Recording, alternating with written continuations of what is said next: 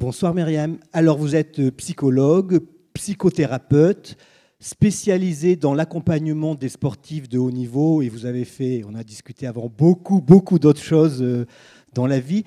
Vous n'en avez pas marre qu'on vous présente partout, tout le temps, comme la psy de Teddy Riner ?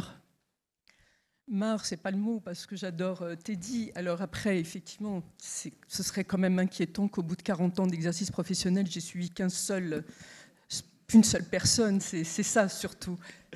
Alors, Myriam, on a choisi ensemble 5 mots pour expliquer un peu ce que vous faites. Le premier mot, c'est associé à des photos, c'est psychologie. Comment vous définiriez votre métier ? Là, on voit le beau Teddy. Évidemment, il n'y a pas de consensus. On va dire que chacun s'approprie ce qu'on apprend sur le banc des écoles. Et en fait, moi, je considère accompagner des gens pour qu'ils arrivent à gérer un certain nombre de situations de vie.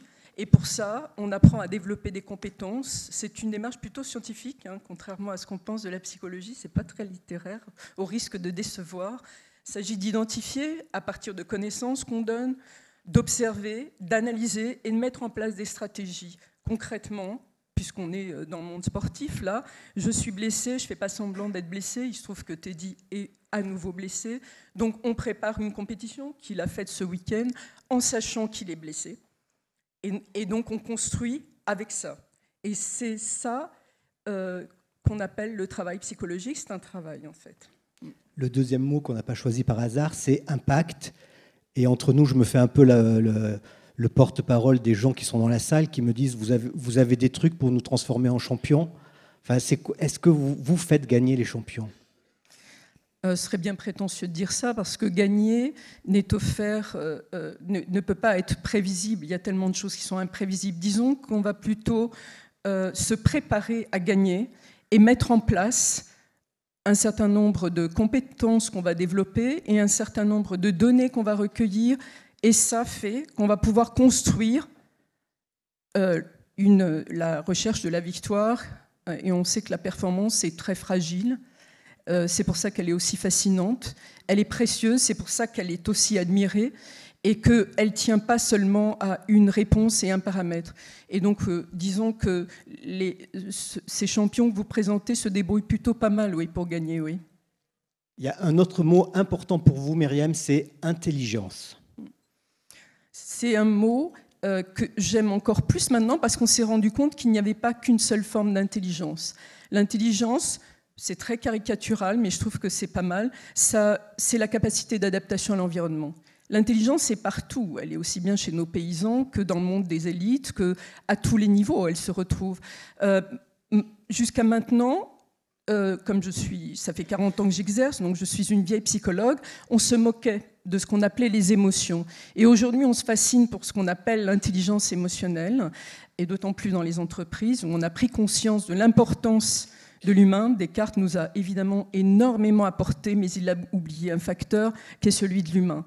Croyez-moi, ça a été mon combat durant mes 40 années d'exercice, et notamment pas seulement dans le monde des sportifs, que d'expliquer que la santé mentale est aussi importante que la santé physique pour performer. On en parle beaucoup aujourd'hui. Oui, heureusement. Alors pour certains, on va dire on en parle beaucoup. Moi je dis, après autant de temps, je ne suis pas la seule, évidemment, ce n'est pas ce qu'il faut entendre dans ce que je dis, avoir été sur le terrain pour expliquer ce que c'était et l'importance de ce qu'on ne voit pas, parce qu'on rend visible l'invisible. On est rentré dans une démarche qui est anti-scientifique. On ne voit pas, donc ça n'existe pas. Non, on ne voit pas. Une démarche scientifique, c'est j'observe quelque chose que je ne suis pas capable d'expliquer, ce qui ne veut pas dire que ça n'existe pas. La psychologie s'est retrouvée, catégorisée dans cet endroit. Alors un autre mot très important pour vous aussi, c'est dans un milieu d'ultra-compétition, c'est le mot respect. Pourquoi avoir choisi ce mot ? Je pense que dans un monde où il y a autant de turbulences émotionnelles, que sont ces mondes de concurrence, de dépassement, de recherche de victoire, eh bien, il y a beaucoup de défaites qui sont associées et il faut prêter le respect non pas seulement sur la médaille ou sur la victoire ou sur la réussite, mais sur tout le chemin parcouru. Ce n'est pas de la démagogie, je le pense très fort, parce que sur ce chemin, on apprend, et que la victoire est rarement au bout du chemin. Par contre, on va la chercher régulièrement. On n'a jamais connu jusqu'à maintenant, je reviens sur le monde sportif, un sportif qui gagnait tout. On n'a jamais rencontré quelqu'un comme ça. Jamais.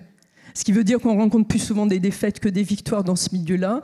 Donc, on est vite atteint au niveau de l'estime de soi, de la confiance en soi, et cette notion de respect qu'on doit avoir pour soi-même, elle est fondamentale pour ne pas dérailler, pour ne pas s'effondrer. Alors à l'opinion, on est très sensible à la politique et à l'entreprise.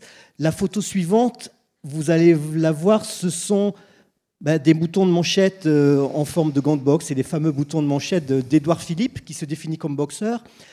Et on a mis cette photo parce que la question, c'est que vous travaillez aussi avec des politiques, vous travaillez avec des chefs d'entreprise. Finalement, c'est le même processus que pour des champions. Ce sont des hauts potentiels oui, comme les autres. Tout à fait. On a affaire au même type de logiques, qui sont des logiques d'élite qui correspondent évidemment à des cerveaux qui ont un potentiel qui permet aussi d'accéder à ces niveaux-là. La politique, oui, c'est un ring. Ce sont des gens qui sont constamment critiqués, agressés, contestés. Il faut être sacrément costaud pour pouvoir résister à ça, donc il faut savoir combattre aussi.